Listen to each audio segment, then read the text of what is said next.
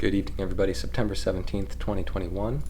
Bitcoin proceeded downwards into the support zone even further today, so I got fully loaded now on my buys in that zone, and we are having a very nice reaction up off of it so far.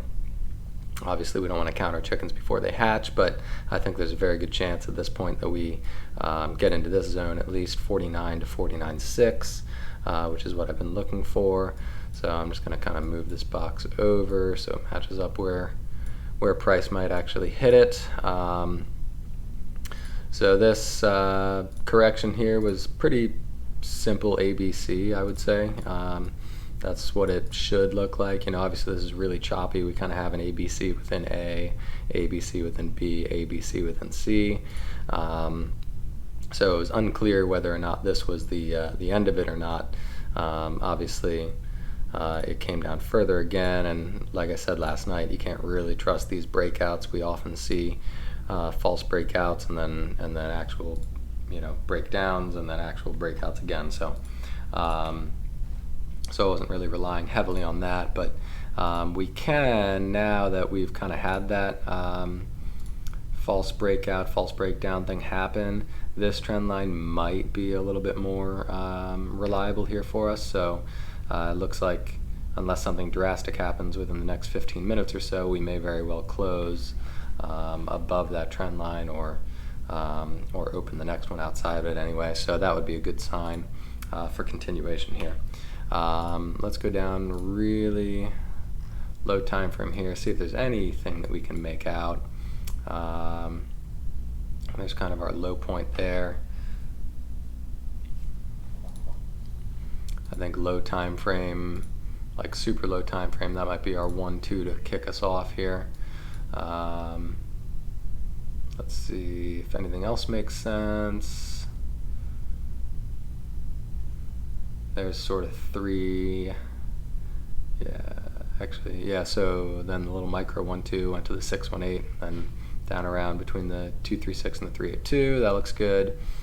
So we should see this press up. Like I said, this is very, very micro, but we should see this press up to about 48.1 to 48.3 here in the relatively near future. Probably overnight that'll spike up into that zone, and then from there, let me put this in. This is kind of potential micro resistance here in that zone, and then from there we will probably see a little bit of a retrace back down, anywhere between like 47.6 to 47.2, coming back down and testing that zone there. So coming back down like this, somewhere in here, and then we'll have a 1-2 that's kicking us off a little bit better for the move up into this region. Actually, that's so close, maybe it just extends upwards from there. I don't really try to play with these micro time frames very much, but sometimes I try to look at them and make sure they look like they're doing what they're supposed to. So I think realistically at this point, as long as we hold above this low that we struck here at 46, right there at like 46.7, what is that low? 46.699, yeah, actually 46.7, almost exactly, which is what I said was going to be the bottom of that move. So as long as we hold above that, we should be good to go. I don't really expect us to come back down into this green zone again, but I suppose potentially it is possible that we continue testing it, so I'm not moving my stops yet.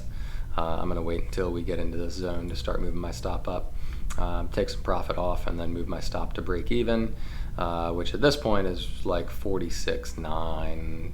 I think 46.950 is my break even at this point, because I averaged down heavily at the bottom here. So all right, I think that's pretty much it. Based on this chart, I am expecting us to have a green weekend, or at least a sideways weekend, at the very least, and we'll see how it progresses. So, but looking very good so far, and we'll see where we go from here. All right, good night, everybody.